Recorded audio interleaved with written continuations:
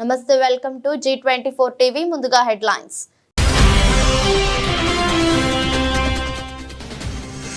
గణేష్ ఉత్సవాల నిర్వహణపై రాష్ట్ర సచివాలయంలో ముఖ్యమంత్రి అధ్యక్షతన సమీక్ష. గణేష్ మండపాలకు ఉచిత విద్యుత్ ఇవ్వనున్నట్లు ప్రకటించిన రేవంత్ రెడ్డి.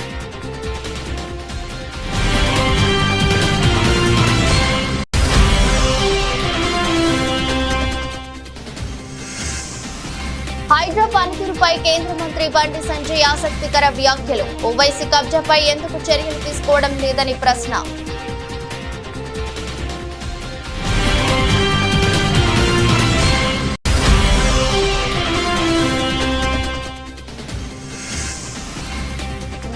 జగన్ ను ఒక్క అంగుళం కూడా తగ్గించలేరు. చంద్రబాబుపై మాజీ మంత్రి పేర్ని నాని సెటైర్లు.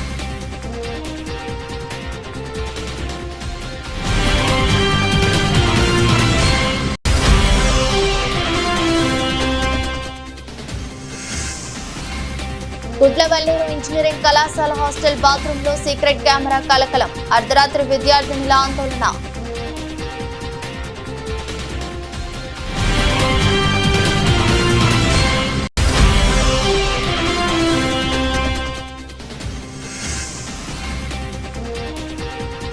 భారత్ శుభారంభం. పారా అథ్లెట్ల అద్భుత ప్రదర్శన. సత్తా చాటిన అర్చర్ శీతల్ దేవి.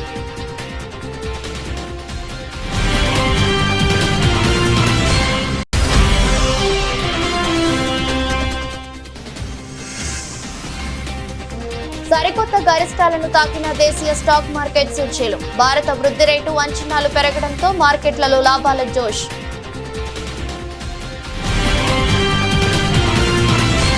వేములవాడ శ్రీ రాజరాజేశ్వర స్వామి ఆలయ అర్చకులు ముఖ్యమంత్రి రేవంత్ రెడ్డికి ఆశీర్వచనం అందించారు. ఆలయ అభివృద్ధి పనుల కోసం 50 కోట్లు కేటాయించినందుకు విప్ ఆది శ్రీనివాస్, ఆలయ అర్చకులు, అధికారులు డాక్టర్ బిఆర్ అంబేద్కర్ సచివాలయంలో ముఖ్యమంత్రిని కలిసి కృతజ్ఞతలు తెలిపారు. ఈ సందర్భంగా రాజన్న ఆలయ విస్తరణ ప్రణాళికలు నమూనాపై శృంగేరి పీఠం అనుమతి తీసుకోవాల్సిందని వివరించగా, వెంటనే అనుమతి తీసుకుని అందుకు సంబంధించిన పనులను చేపట్టాల్సిందిగా ముఖ్యమంత్రి చెప్పారు.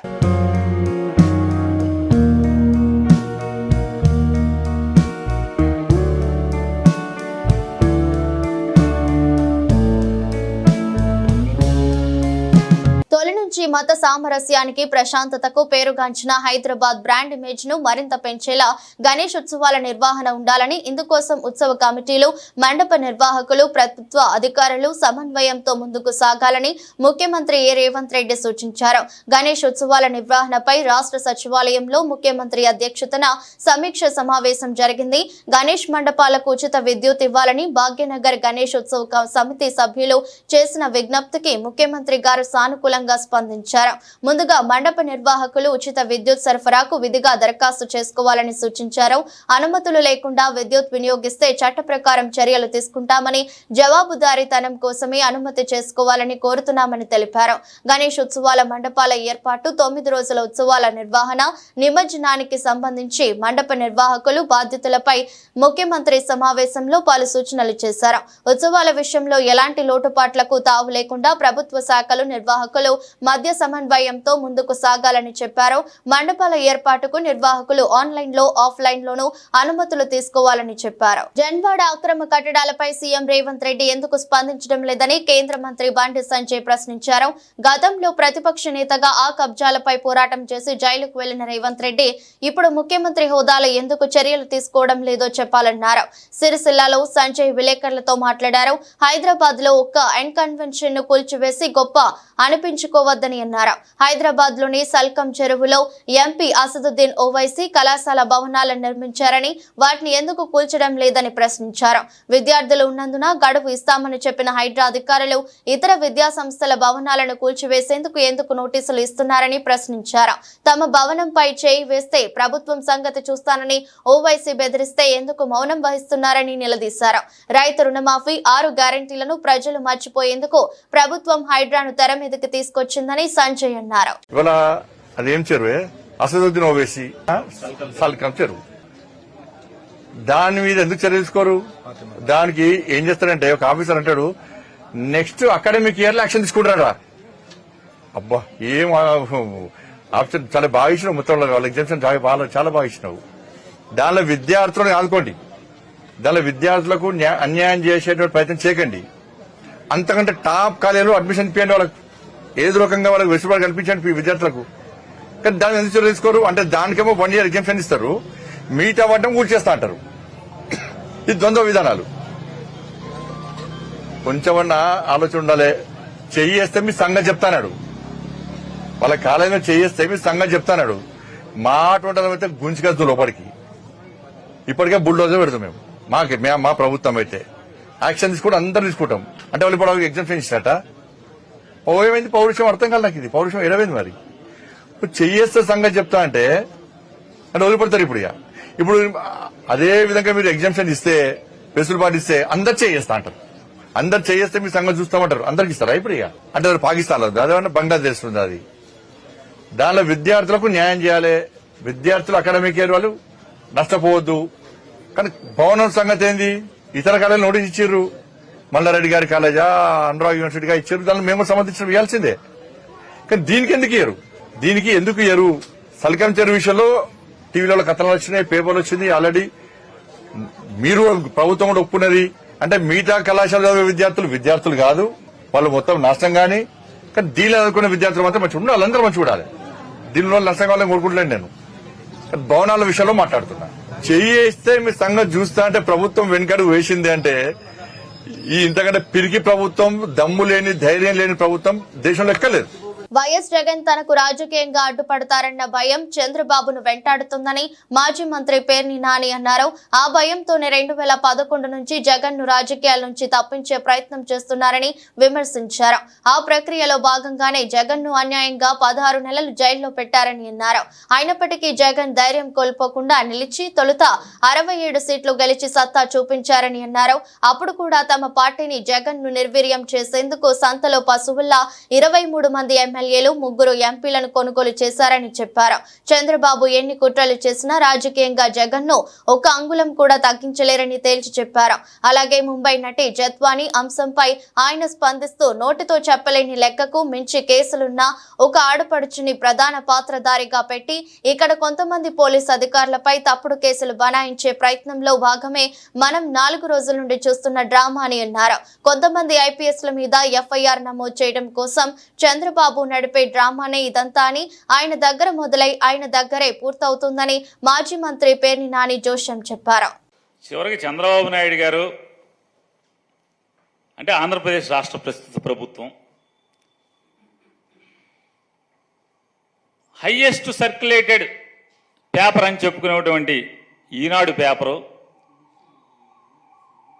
సంచలనాల్ని రేకెత్తించేటువంటి పేపరు, టీవీ ఛానళ్ళు, TV5, ABN, ఆంధ్రజ్యోతి, వీళ్ళందరూ ఒక కేసుని టేకప్ చేశారు. ఏంటి ఆ కేసు టేకప్ చేశాయంటే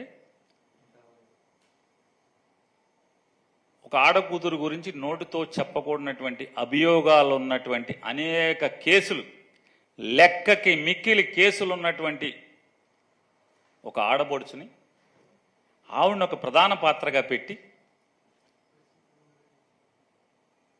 ఇక్కడ కొంతమంది పోలీస్ అధికారుల మీద తప్పుడు కేసులు బనాయించే ప్రయత్నంలో భాగమే మనం 4 రోజులు 5 రోజులుగా చూస్తున్నటువంటి డ్రామా ఇది.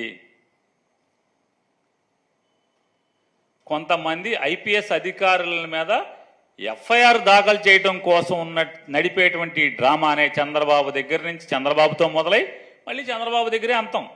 ఆయనే గెలుతాడు.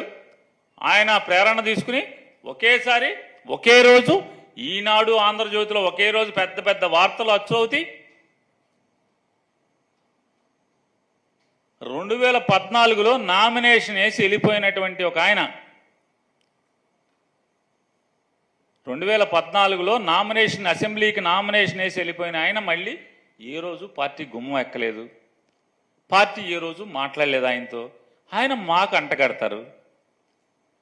డైరెక్ట్గా ఎందుకు మాట్లాడరో అతనితోనే మాట్లాడుకోండి. మీరు వెళ్ళి వైఎస్ఆర్ కాంగ్రెస్ పార్టీకి ఏం సంబంధం? పోనీ ఈ ఇన్వెస్టిగేషను, ఈ కేసు పూర్వాపరాలు జరిగింది ఎప్పుడు?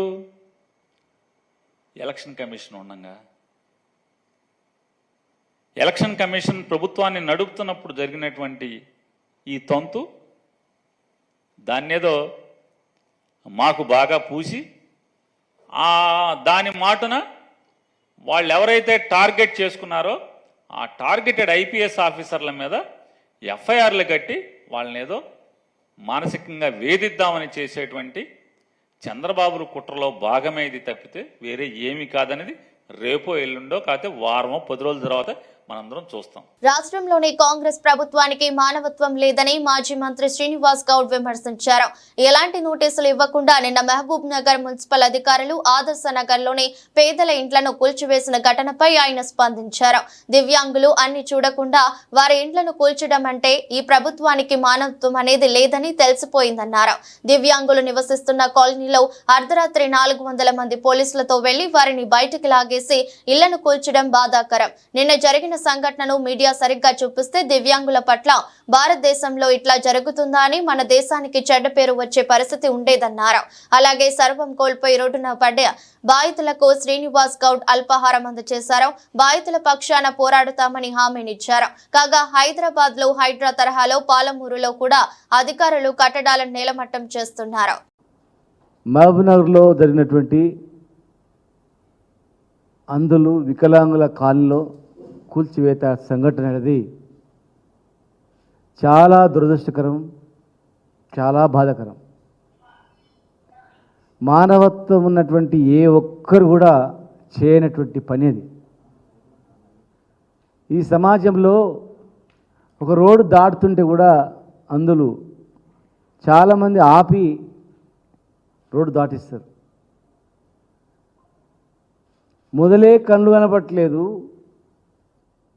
కాళ్ళు నడవడానికి లేదు,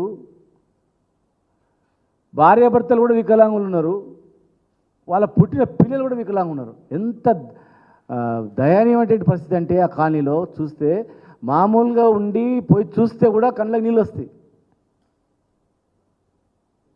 2-3 పిల్లలు, అమ్మాయిలు, 3 అందులే వికలాంగులే. టోటల్గా ఆ కాలనీ వికలాంగులు, అందుల కాలనీ అని చెప్పి కూడా బోర్డు ఏర్పాటు చేయబడింది.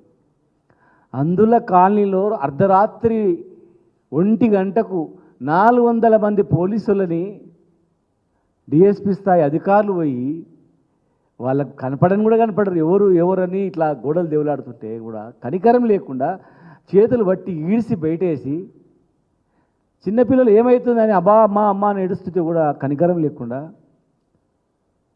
బియ్యము పప్పులు ఉన్నాయి సార్, రేపు మేము తినలేక మాకు లేదు సార్, స్టవ్ బయట పెట్టుకుంటాం సార్ అంటే ఇప్పుడు విననీయకుండా కూల్చివేస్తే వాళ్ళు గుండెలు బాదుకుంటూ రోధిస్తూ ఉన్నారు. వర్ణాతీతం వాళ్ళ బాధ. అసలు మీడియా వాళ్ళ బాధలు గిట్లా రియల్గా ఇట్లా ఇది చేస్తే అసలు ఈ భారతదేశంలో ఇట్లా జరుగుతుందా అని చెప్పి మన దేశానికే చెడ్డ పేరు వచ్చేది ప్రమాదం అది. కిర్లంపూడి మండలం కృష్ణవరం టోల్ ప్లాజా వద్ద గంజాయి స్వాధీనం చేసుకున్న కిర్లంపూడి పోలీసులు. జిల్లా ఎస్పీ విక్రమ్ పాటిల్ ఆదేశాల మేరకు జిల్లాలో ప్రత్యేక టీంలతో గంజాయి అక్రమ రవాణా అడ్డుకునేందుకు చర్యలు తీసుకోవడం జరుగుతుందని, అందులో భాగంగా కిర్లంపూడి పోలీసులకు రాబడిన ముందస్తు సమాచారం మేరకు వైజాగ్ నుండి రాజమండ్రి వైపు వెళుతున్న ఆయిల్ ట్యాంకర్ ను ఆపి పరిశీలించగా అందులో ఉన్న డ్రైవర్ ను వారితో పాటు 2 పట్టుకోవడం జరిగిందని, సదరు వాహనం యొక్క టాప్ క్యాబిన్ లో మరియు క్లీనర్ సీటు కింద భాగంలో మొత్తం 43 ప్యాకెట్ల గంజాయి గుట్టుగా ఉంచి రవాణా చేస్తున్నట్లు మధ్యవర్తుల సమక్షంలోనే వారు చెప్పగా మొత్తం దాదాపు 84 కేజీల గంజాయిని పట్టుకోవడం జరిగిందని, ఇందుకు ఉపయోగించిన ఆయిల్ ట్యాంకర్ ను 1000 నగదును మధ్యవర్తుల సమక్షంలో సీజ్ చేయడం జరిగిందని డీఎస్పీ లతా కుమారి తెలిపారు. ఈ సందర్భంగా సిఐ లక్ష్మణరావు, కిర్లంపూడి ఎస్ఐజీ సతీష్ కుమార్ మరియు పోలీస్ సిబ్బందిని జిల్లా ఎస్పీ అభినందించినట్లు పెద్దాపురం డీఎస్పీ లతా కుమారి తెలిపారు. కృష్ణవరం టోల్ ప్లాజా కిర్లంపూడి మండలం వద్ద వెహికల్ చెకింగ్ చేయించుండగా మాకు వచ్చినటువంటి ముందస్తు సమాచారం ప్రకారము KA 01 AM 3279 ఆయిల్ ట్యాంకర్ను ఆపి మన యొక్క సిబ్బంది చెక్ చేయగా అందులో ఉన్నటువంటి డ్రైవర్ అన్సారీ TH మరియు వారితో ఉన్నటువంటి 2 మగవారు అనగా పాంగి సన్యాసరావు అలియాస్ సంతోష్ మరియు కైసర్ల దివాకర్ మొత్తం 3ని పట్టుకోవడం జరిగింది. సదరు వాహనం యొక్క టాప్ క్యాబిన్ అరలోను అదేవిధంగా క్లీనర్ సీట్ కింద భాగంలో మొత్తం 43 గంజాయి ప్యాకెట్లు ఉంచి గుట్టుగా రవాణా చేస్తున్నట్టు మధ్యవర్తుల సమక్షంలోనే వారు చెప్పగా మొత్తం 43 ప్యాకెట్లు టోటల్ వెయిట్ 84.660 కేజీల గంజాయిని పట్టుకోవడం జరిగింది. గంజాయి రవాణాకు ఉపయోగించినటువంటి ఈ ఆయిల్ ట్యాంకర్ KA01 AM 3279ను, ఒక సెల్ ఫోన్ను, ఒక 1000 రూపాయల నగదును మధ్యవర్తి సమక్షంలోనే సీజ్ చేయడం జరిగింది. మెట్రో రైలు ప్రయాణికుల నుండి పార్కింగ్ ఛార్జీలు వసూళ్లను మెట్రో సంస్థ, ఎల్ఎన్టీ సంస్థలు తక్షణమే ఉపసంహరించుకోవాలని, మెట్రో ప్రయాణికులకు పార్కింగ్ సౌకర్యాన్ని ఉచితంగా కల్పించాలని ఏఐవైఎఫ్ రాష్ట్ర ప్రధాన కార్యదర్శి Kalluru Dharmendra, working president Nerlakanti Srikanth, DYFI రాష్ట్ర కార్యదర్శి ఆనగంటి వెంకటేష్, పివైఎల్ రాష్ట్ర అధ్యక్షులు కెఎస్ ప్రదీప్లు డిమాండ్ చేశారు. యువజన సంఘాల ఆధ్వర్యంలో నాగోల్ మెట్రో స్టేషన్ పార్కింగ్ వద్ద ప్రయాణికులతో సంతకాల సేకరణ కార్యక్రమాన్ని నిర్వహించారు. ఈ సందర్భంగా మాట్లాడుతూ మెట్రో ప్రయాణికులకు ఉచిత పార్కింగ్ సౌకర్యం కల్పించాల్సిన బాధ్యత మెట్రో సంస్థదే అని వారన్నారు. ప్రభుత్వ భూములను ఉచితంగా తీసుకుని వాటిలో ఎటువంటి కనీస వసతులు కల్పించకుండా ప్రయాణికులు వాహనాలు నిలిపితే పార్కింగ్ ఛార్జీల పేరుతో దండుకోవడం సరికాదన్నారు. ప్రయాణికుడు అప్పటికే ₹100 ఛార్జీలు మెట్రో ట్రైన్ కి చెల్లిస్తున్నారని మళ్లీ పార్కింగ్ పేరుతో వసూలు చేయటం, అది కూడా రవాణా ఛార్జీలతో సమానంగా అధిక మొత్తంలో వసూలు చేయటం దుర్మార్గమన్నారు. తక్షణమే నాగోల్, మియాపూర్, మిగతా అన్ని స్టేషన్లలో ఉచిత పార్కింగ్ కల్పించాలని డిమాండ్ చేశారు.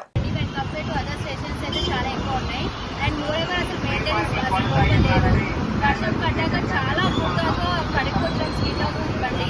అండ్ మెయింటెనెన్స్ అయితే జీరో ఉండదు. అండ్ చార్జెస్ అయితే ఉండదు, ఎందుకంటే ఇది హాల్ టైప్ ఫస్ట్ స్టేషన్స్లో చార్జెస్ ఉండదు. ఉంటే కనుక మినిమం ఉండాలి, మరి అంతగా 40 రూపీస్ అంటే it's like too much valuable అసలు. నమస్కారం. నాగోల్ మెట్రో స్టేషన్లో పెయిడ్ పార్కింగ్ చేస్తున్నారు. ఇది చాలా దారుణమైన విషయం. ఇప్పటికే అప్ అండ్ డౌన్కి 60 రూపాయల దగ్గర 120 రూపాయలు వసూలు చేస్తున్నారు. మళ్ళీ ఇక్కడ అదనంగా డబ్బు వసూలు చేయడం చాలా అన్యాయం. దీన్ని రద్దు చేయాలని సంబంధిత అధికారులు, సంబంధిత ప్రభుత్వ అధికారులు, సంబంధిత ప్రైవేట్ కాంట్రాక్ట్ వాళ్ళందరికీ విజ్ఞప్తి చేయడం ఏంటంటే ఈ విషయాన్ని, ఈ పెయిడ్ పార్కింగ్ విషయంలో ఉచిత పార్కింగ్ ఇవ్వాలని చెప్పి అందరికీ విజ్ఞప్తి చేస్తున్నాం. డాక్టర్ బిఆర్ అంబేద్కర్ కోనసీమ జిల్లా రామచంద్రాపురం నియోజకవర్గం రామచంద్రాపురం మండలం వెల్లసావరం పంచాయతీ పరిధిలో జగనన్న కాలనీలో పేదల కోసం ప్రభుత్వం వారు నిల్వ ఉంచిన ఇసుకను రాత్రికి రాత్రే సుమారు 3000 టన్నుల మటుమాయం చేశారు. దీనికి కారణమైన వారిని వెంటనే కేసు నమోదు చేసి అరెస్టు చేయాలని వైసీపీ ఇన్ఛార్జ్ పిల్లి సూర్యప్రకాష్ ఆధ్వర్యంలో నియోజకవర్గంలోని కార్యకర్తలందరూ ఘటనా స్థలానికి చేరుకుని ఆందోళన చేశారు. మీ ప్రభుత్వంలో ఉన్నటువంటి హౌసింగ్ ఏఈ గారు మొదటగా చెప్పిన పేరేంటి? రెండో ఎవరు? మేమే అక్రమంగా ఇసుక తరలించాం, దౌర్జన్యంగా మేమే తరలించాం అధికారులకు ఫోన్ చేయడం. తర్వాత రెండో పేరు ఎవరు, మూడో పేరు ఎవరు, ఇవన్నీ కూడా వరుస పెట్టి ఆయన పేర్లు చెప్తూ వీడియో రిలీజ్ చేయడం జరిగింది. కానీ ఇక్కడ పోలీస్ అధికారులు చాలా తెలివితేటలుగా దాన్ని ఎలా సద్మనం చేశారంటే, మంత్రి గారి ఆదేశాలతో ఎలా సద్మనం చేశారంటే, ఏ1గా ఎవరిని పెట్టారు? కట్టా పండు అనే వ్యక్తిని పెట్టారు. ఏ2గా ఇంకో సాయిని తీసుకొచ్చారు. ఏ3గా ఎవరైతే ఇక్కడ దౌర్జన్యంగా ఇసుక తరలించాడో, ప్రధాన అనుచరుడు అని చెప్పుకుంటున్నాడో వాళ్ళ బామర్ది ఇంకో సాయి మనకంట అనే పేరు. ఏ4గా అలియాస్ బాల. వీళ్ళందరూ కూడా ఎలాంటి వ్యక్తులు ప్రత్యేకించి నేను రామచంద్రపురం నియోజకవర్గంలో చెప్పాల్సిన పని లేదు. మేమల్లా డిమాండ్ చేసేది ఒకటే, హౌసింగ్ ఏఈ గారు ఏవైతే పేర్లు చెప్పారో అవన్నీ కూడా ఎఫ్ఐఆర్లో నమోదు చేయాలి. కోదాడ పట్టణంలో కోదాడ సన్ డివిజన్ స్థాయి పోలీస్ షీ టీమ్స్ కార్యాలయాన్ని కోదాడ శాసనసభ్యులు శ్రీమతి పద్మావతి రెడ్డి ప్రారంభించారు. ఈ సందర్భంగా ఎమ్మెల్యే మాట్లాడుతూ కోదాడ పట్టణంలో మహిళలకు భద్రత కల్పించడంలో భాగంగా షీ టీమ్స్ కార్యాలయాన్ని ప్రారంభించడం చాలా మంచి పరిణామమని పోలీస్ శాఖకు అభినందనలు తెలుపుతున్నానని అన్నారు. మహిళలపై జరుగుతున్న ఈవ్ టీజింగ్ ను సమర్థవంతంగా అణిచివేయాలని, మహిళలు స్వేచ్ఛగా తిరిగే వాతావరణం కల్పించాలని పోలీసులను కోరారు. ఇంట్లో పనిచేసే చోట, కార్యాలయ కార్యాలయాల్లో, విద్యా సంస్థల్లో ఏదో రకంగా ఆడవారికి అవమానం జరుగుతూనే ఉన్నది, దాడులు జరుగుతూనే ఉన్నవి అని, ఎలాంటి సంస్కృతి మారాలని ఒక మహిళగా ఆవేదన వ్యక్తం చేశారు. మహిళలను గౌరవించాలి, ఆమెకు తగిన ప్రాధాన్యం ఉండాలి అన్నారు. జిల్లా ఎస్పీ సన్ప్రీత్ సింగ్ ఐపీఎస్ మాట్లాడుతూ జిల్లాల్లో సూర్యాపేట కేంద్రంగా షీ టీమ్స్ పనిచేస్తున్నాయని, మెరుగైన భద్రత కల్పించడం, ఈవ్ టీజింగ్ అరికట్టడానికి కోదాడ సబ్ డివిజన్ లో కార్యాలయం ఏర్పాటు చేయడం జరిగిందని అన్నారు. జిల్లాలో మహిళా భద్రతకు అధిక ప్రాధాన్యత ఇస్తున్నాము, పూర్తి స్థాయి రక్షణ కల్పించడం పోలీసు లక్ష్యమన్నారు. ఈ మధ్యన నిజంగా కూడా ఏజ్ కూడా చూడకుండా చిన్న పిల్లల నుంచి పెద్ద మనుషుల వరకు మహిళల మీద ఎన్నో అత్యాచారాలు నడుస్తున్నాయి. మీరు కూడా రోజు కూడా చూస్తున్నారు. ఈ ఇంటర్నెట్ ప్రభావం కానీ మరి వాళ్ళు పిల్లలు ఏమి చూసి ఇలాంటి వాటికి పాల్పడుతున్నారో మనకు అర్థం అవ్వట్లేదు. దాన్ని ఎక్కడ పడితే అక్కడ అరికట్టడానికి అందరూ ప్రయత్నం చేస్తున్నారు. దాంట్లో భాగంగా మరి పోలీస్ డిపార్ట్మెంట్ తరఫులో ముఫ్తీలో ఒక 4 మందిని పంపించి వారంతకు వారే ఐడెంటిఫై చేసేది అనేది చాలా కమెండబుల్. అండ్ సరే, మనకు తెలిసి కంప్లైంట్ చేసేది ఒక భాగం అయితే పోలీస్ వాళ్ళే వచ్చి పబ్లిక్లో ఎవరికి తెలియకుండా అబ్జర్వేషన్లో ప్రతి ఒక్కరిని పెట్టడం అనేది చాలా సంతోషకరమైన విషయము. సరే, ఒక షీ టీంలో నిజం కూడా కోదాడ నియోజకవర్గంలో ఎలాంటి కంప్లైంట్ రావద్దని నేను కోరుకున్నా సరే, ఇంత పెద్ద విభాగం పోలీసులో విభాగం మన సామాన్యులకు అండగా ఉండి సామాన్యుల మధ్యనే తిరుగుతూ ఇవన్నీ చూస్తున్నారంటే మాకు కూడా ఒక మహిళగా ఇంకా కోదాడు మంచి సేఫ్ టౌన్, సేఫ్ కాన్స్టిట్యున్సీ అవుతుందని నేను పూర్తి నమ్మకంతో ఉన్నా. మరి ఇవాళ సూర్యాపేట జిల్లాలోని కోదాడ్ సబ్ డివిజన్లో అది షీ టీమ్స్ డివిజన్ లెవెల్ని ఇక్కడ ఏర్పాటు చేయడం జరిగింది. ఈ ప్రోగ్రామ్కి వచ్చేసి మన గవర్నమెంట్ కోదాడ్ ఎమ్మెల్యే గారు, అట్లాగే లోకల్ కౌన్సిలర్స్, మహిళా కౌన్సిలర్స్, అట్లాగే లోకల్ రిప్రజెంటేటివ్స్ వాళ్ళు, అట్లాగే మన పోలీసు సో ఇక్కడ బేసికలీగా షీ టీమ్ ఏర్పాటు చేయడానికి ముఖ్య ఉద్దేశం ఉంది. ఇక్కడ కోదాడ్ ఏరియాలోనే ఇంతకుముందు మన దగ్గర షీ టీమ్స్ మొన్ననే ఒకటి స్టార్ట్ చేసుకుని సూర్యాపేటలో ఫుల్ ఫ్లెజ్గా ఫంక్షన్గా చేసినాము. ఇక్కడ కూడా ఇప్పుడు Kodad sub division, police sub division ఏరియాలో షీ టీమ్స్ స్టార్ట్ చేయడం జరిగింది. సో దీనికి బేసికలీగా ఎక్కడైతే కాలేజెస్ దగ్గర, స్కూల్స్ దగ్గర ఎవరైతే బాయ్స్, మగ పిల్లలు, మన ఆడపిల్లల్ని ఈవ్ టీచింగ్ అని అలాంటి వాళ్ళు చేయడానికి ప్రయత్నం చేస్తారు. సో దాన్ని అరికట్టడానికి, అట్లాగే స్కూల్స్కి, కాలేజెస్కి, హాస్టల్స్కి వెళ్ళి అక్కడ మన ఆడపిల్లలు ఎవరైతే ఉంటారో వాళ్ళకి అవేర్నెస్ చేయడానికి ఈ 2 మన ముఖ్యంగా సీటీఎంస్ ఇక్కడ పనిచేస్తాయి. కృష్ణా జిల్లా గుడ్లవల్లేరు ఇంజనీరింగ్ కళాశాలలో సీక్రెట్ కెమెరాల కలకలం రేగింది. లేడీస్ హాస్టల్ బాత్రూమ్ లో హిడెన్ కెమెరా బయటపడింది. దీంతో విద్యార్థినులు హాస్టల్ ప్రాంగణంలో అర్ధరాత్రి ఆందోళన చేశారు.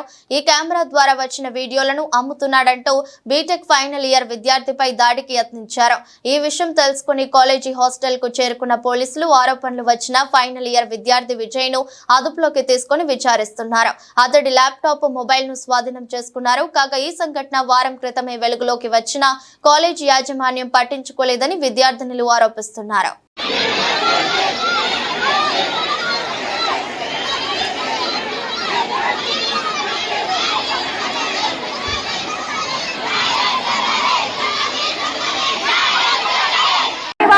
వారం 10 రోజుల నుంచి మేనేజ్మెంట్ ఏం చేస్తుంది? మేము నిన్న 5 గంటలకి కంప్లైంట్ ఇస్తే కానీ ఇంకా మాకు తెలియదు అంటున్నారు. ఏంటని రాత్రికి ఎలా ప్రూవ్ చేస్తారు ఫేక్ న్యూస్ అని? రాత్రి నిన్న 1 మంత్ అడిగారు ఇన్వెస్టిగేషన్ కి, మరి రాత్రి ఫేక్ న్యూస్ ఎలా ప్రూవ్ చేస్తారు? అమ్మాయి వాళ్ళు పిలిపించండి, వాళ్ళు పిలిచి మా ముందు దగ్గర చూపించండి. మమ్మల్ని కేసు తప్పంటే మా మీద రివర్స్ కేసు పెడతారండి. ఎలా పెడతారు మా మీద కేసు? మేమేం చేసాం మా మీద పెడతారు? ప్రతిష్టాత్మక పారిస్ పారాలింపిక్స్ లో భారత్ శుభారంభం చేసింది. పోటీల తొలి రోజైన గురువారం మన పారా అథ్లెట్లు వేరువేరు విభాగాల్లో అద్భుత ప్రదర్శన కనపరిచారు. ముఖ్యంగా పారా ఆర్చర్ శ్రీతల్ దేవి అంచనాలకు మించి రాణించింది. బరిలోకి దిగింది. తొలిసారి అయినా ఎక్కడ తడబాటుకు లోను కాకుండా రాణించింది. మహిళల వ్యక్తిగత కాంపౌండ్ ఓపెన్ ర్యాంకింగ్ రౌండ్ లో శీతల్ దేవి 703 పాయింట్లతో 2వ స్థానంలో నిలిచింది. ఇదే విభాగంలో టర్కీ ఆర్చర్ ఒజ్నూర్ గిరిడిఖూర్ 704 ప్రపంచ రికార్డు టాప్ లో నిలిచింది. రెండో స్థానంలో నిలవడం ద్వారా 17 ఏండ్ల శీతల్ నేరుగా రౌండ్ 16కు అర్హత సాధించగా ఇదే విభాగంలో మరో ఆర్చర్ సరితాదేవి 9వ స్థానం దక్కించుకుంది. అదే జోరు కొనసాగిస్తూ మిక్స్డ్ టీమ్ కాంపౌండ్ ఈవెంట్ లో శీతల్ దేవి ఆర్ కుమార్ ద్వయం ప్రపంచ రికార్డు స్కోరుతో అగ్రస్థానాన్ని సొంతం చేసుకున్నారు. చెక్కు చెదరని గురితో ఈ ఇద్దరు కీలక పాయింట్లు ఖాతాలో వేసుకున్నారు. భారత షట్టర్లు అదరగొట్టారు. వ్యక్తిగత విభాగంలో 8 షట్లర్లు తదుపరి రౌండ్ కు అర్హత సాధించారు. సుహాస్, సుకాంత్ కదం, తరుణ్, నితీష్ కుమార్, పాలక్ కోహ్లీ, తులసి మతి, మురుగేషన్, మనీషా, రామ్దాస్, నిత్యశ్రీ, సుమతి, శివన్ తొలి రౌండ్లలో ప్రత్యర్థులపై విజయాలు సాధించారు. ఇదిలా ఉంటే మహిళల 47 కిలోల K44 విభాగంలో అరుణా సింగ్ తన్వర్ 0-19తో సురిచియన్ చేతిలో ఓటమి పాలైంది. మహిళల సైక్లింగ్ పర్స్యూట్ లో జ్యోతి ఘదేరియా 10వ స్థానంలో నిలిచి నిరాశపరిచింది. మాల్టా వేదికగా జరిగిన ప్రపంచ junior equipped power lifting championship లో తెలంగాణ యువ లిఫ్టర్ మేడం వంశీ పసిడి పథకంతో మెరిశాడు. గురువారం జరిగిన పురుషుల 66 కిలోల విభాగంలో బరిలోకి దిగిన వంశీ బెంచ్ ప్రెస్ లో 140 కిలోలు, స్క్వాట్స్ 280 కిలోలు, డెడ్ లిఫ్ట్ లో 242.5 కిలోలతో మొత్తంగా 662.5 కిలోల బరువుతో స్వర్ణ పథకంతో సత్తా చాటాడు. ఇదే విభాగంలో ఆంటోనా సౌఖిన్, హిరాము, కోజిమా వరుసగా రజత, కాంస్య పథకాలు కైవసం చేసుకున్నారు. ములుగు జిల్లా వాజేడు మండలం ఇప్పగూడెం గ్రామానికి చెందిన వంశీ గత కొంతకాలంగా అంతర్జాతీయ పవర్ లిఫ్టింగ్ టోర్నీలో పతాకాలు కొల్లగొడుతున్నాడు. పోటీకి దిగిన దాదాపు ప్రతి టోర్నీలో ప్రతిభ కనపరుస్తూ త్రివర్ణ పతాకాన్ని రెప్పరెప్పలాడిస్తున్నాడు. పవర్ లిఫ్టింగ్ అంతర్జాతీయ పోటీలో పథకం సాధించిన తొలి ఆదివాసీ ప్లేయర్ గా వంశీ అరుదైన రికార్డు సొంతం చేసుకున్నాడు. ప్రస్తుత ఆర్థిక సంవత్సరంలో భారత వృద్ధి రేటు అంచనాలను 7.2% పెంచుతూ ప్రముఖ రేటింగ్ ఏజెన్సీ మూడీస్ సవరించింది. మరోవైపు అమెరికా జీడీపీ గణాంకాలు సానుకూలంగా ఉండటంతో లాభాల బాటలో పయనిస్తున్న గ్లోబల్ మార్కెట్లను అనుసరిస్తూ దేశీయ స్టాక్ మార్కెట్లు ఇవాళ పైకి పరుగులు పెడుతున్నాయి. ఆగస్టు నెలలో చివరి ట్రేడింగ్ రోజు అయినా నేడు మార్కెట్లు చక్కటి లాభాలతో ఆరంభమయ్యాయి. బీఎస్ఈ సెన్సెక్స్ 0.61% లేదా 502 పాయింట్లు పెరిగి 82,637.03 వద్ద ప్రారంభమైంది. సెన్సెక్స్ సూచీకి ఇది జీవితకాల గరిష్టంగా ఉంది. ఇక ఎస్ఎస్సి నిఫ్టీ 50 సూచీ 97.75 పాయింట్లు లేదా 0.39% వృద్ధి చెంది 25,249.70 వద్ద ఆరంభమైంది. 25,257 వద్ద నిఫ్టీ జీవితకాల గరిష్ట స్థాయిని తాకింది. అమెరికా జీడీపీ గణాంకాలు సానుకూలంగా ఉండటంతో గ్లోబల్ మార్కెట్లు లాభాల్లో పయనిస్తున్నాయని మార్కెట్ నిపుణులు చెబుతున్నారు. అమెరికా గణాంకాలు ప్రపంచ వ్యాప్తంగా ఇన్వెస్టర్ల నమ్మకాన్ని పెంచుతాయని విశ్లేషించారు. ఇండియన్ మార్కెట్లు 2 దశాబ్దాల గరిష్ట స్థాయిని తాకేందుకు పరుగులు తీస్తున్నాయని బ్యాంకింగ్ మార్కెట్ నిపుణులు అజయ్ బగ్గా అభిప్రాయపడ్డారు. ఇవాళ సాయంత్రం భారత జీడీపీ గణాంకాలు వెలువడనున్నాయని, వీటి ఆధారంగా అక్టోబర్లో జరిగే ద్రవ్య పరపతి సమీక్షలో ఆర్బీఐ వడ్డీ రేట్లు తగ్గిస్తుందా లేదా అనే అంచనాలు రావచ్చని అభిప్రాయపడ్డారు. వార్తలు ముగించే ముందు మరోసారి హెడ్లైన్స్.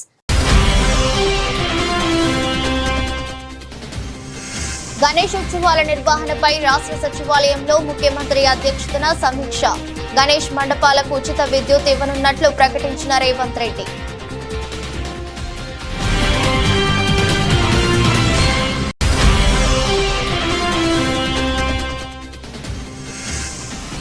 హైడ్రా పనితీరుపై కేంద్ర మంత్రి బండి సంజయ్ ఆసక్తికర వ్యాఖ్యలు. ఓవైసీ కబ్జాపై ఎందుకు చర్యలు తీసుకోవడం లేదని ప్రశ్న.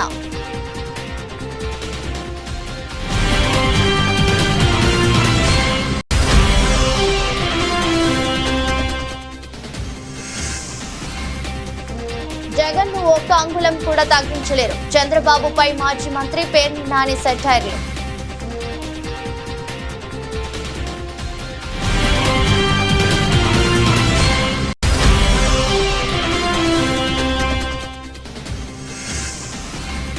గుడ్లవల్లేరు ఇంజనీరింగ్ కళాశాల హాస్టల్ బాత్రూమ్ లో సీక్రెట్ కెమెరా కలకలం. అర్ధరాత్రి విద్యార్థినుల ఆందోళన.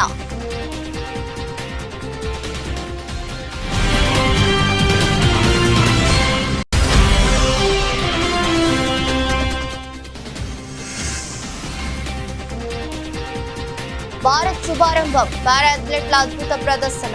సత్తా చాటిన ఆర్చర్ శీతల్ దేవి.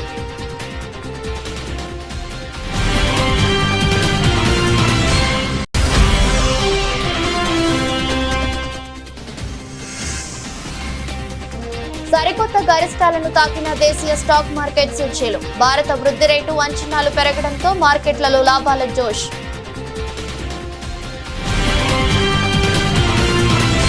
ఎదురొస్ట్ బులెటిన్ మరో బులెటిన్లో మళ్ళీ కలుద్దాం. అంతవరకు సెలవు. నమస్కారం.